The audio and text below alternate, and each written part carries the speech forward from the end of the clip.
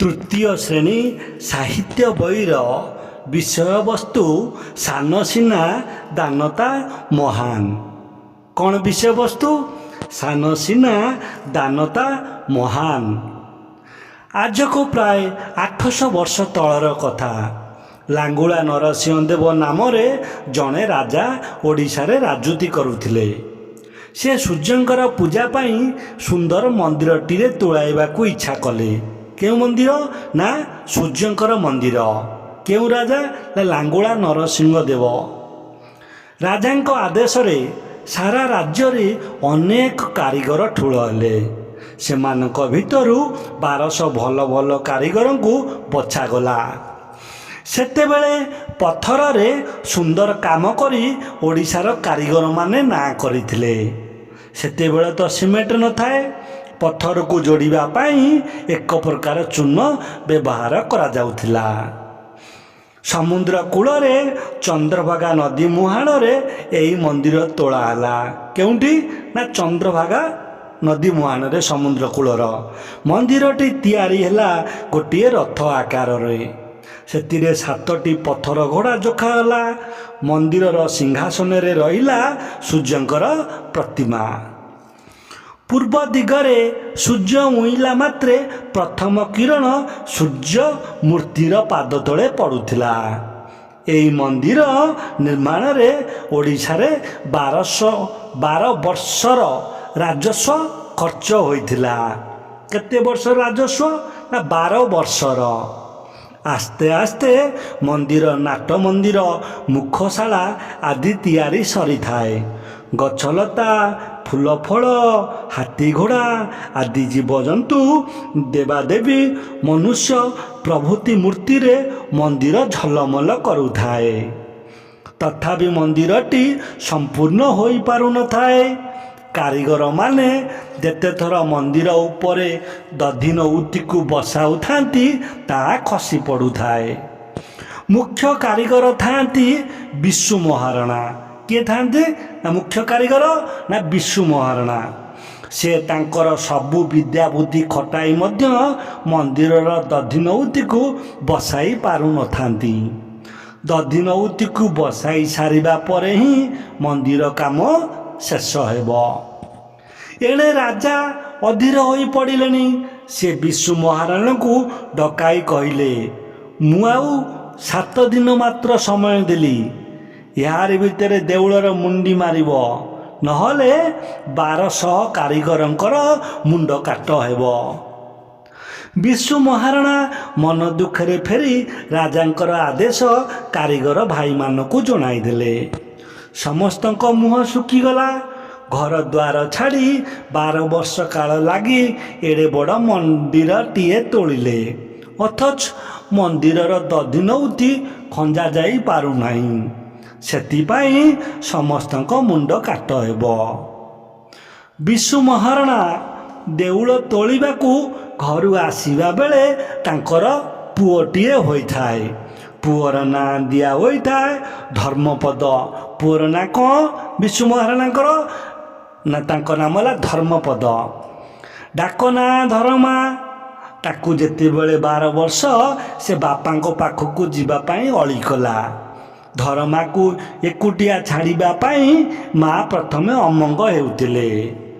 ମାତ୍ର ଯିବା ପାଇଁ ପୁଅର ଜିଗର ଦେଖି ମନା କରି ପାରିଲେ ନାହିଁ। ଧରମାକୁ କାଳେ ଏତେ ଦିନ ପରେ ବିଶୁ ଚିହ୍ନି ପାରିବେ ନାହିଁ, ସେଥିପାଇଁ ସାଥିରେ ବାଡ଼ି ବରକୋଳି କିଛି ଦେଇଥାନ୍ତି। କିଏ? ମା। ଧରମା ପଚାରି ପଚାରି କୋଣାର୍କ ଗଲା ଓ ବିଶୁ ମହାରଣାକୁ ଠାବ କଲା। ବିଶୁ ମହାରଣା ନିଜ ବାଡ଼ି ବରକୋଳି ଦେଖି ପୁଅକୁ ଚିହ୍ନି ପାରିଲେ। ଆନନ୍ଦରେ ତାକୁ କୁଣ୍ଢାଇ ପକାଇଲେ।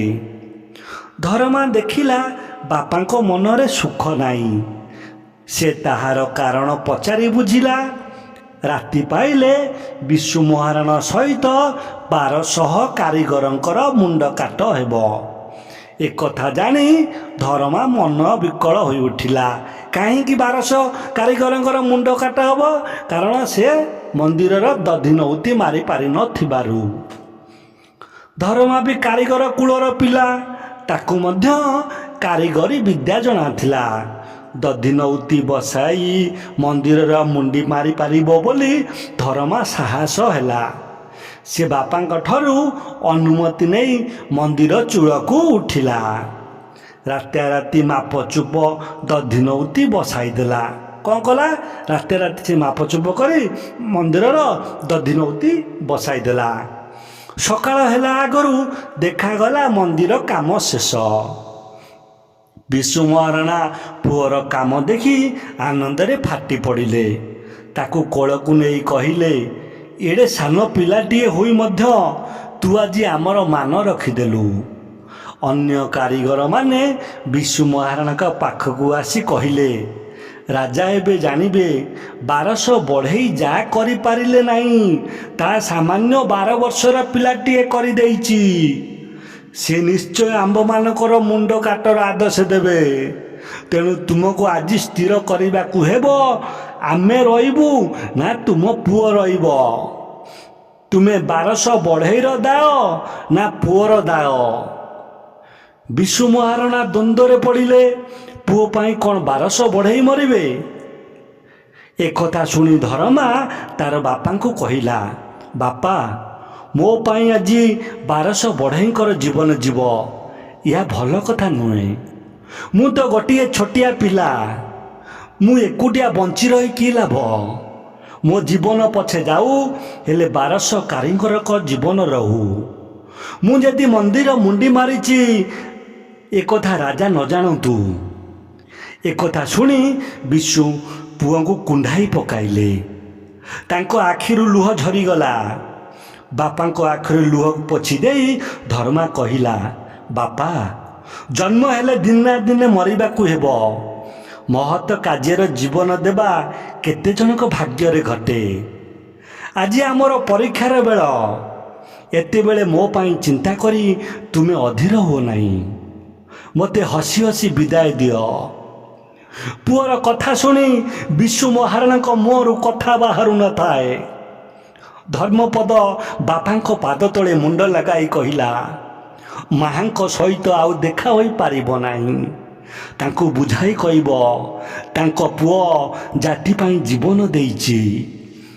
ଏତକ କହି ଆଉ ତିଳେ ମାତ୍ର ଅପେକ୍ଷା ନ କରି ସୂର୍ଯ୍ୟ ଉଦୟ ହେବା ପୂର୍ବରୁ ସେ ମନ୍ଦିର ଉପରକୁ ଚଢ଼ିଗଲା।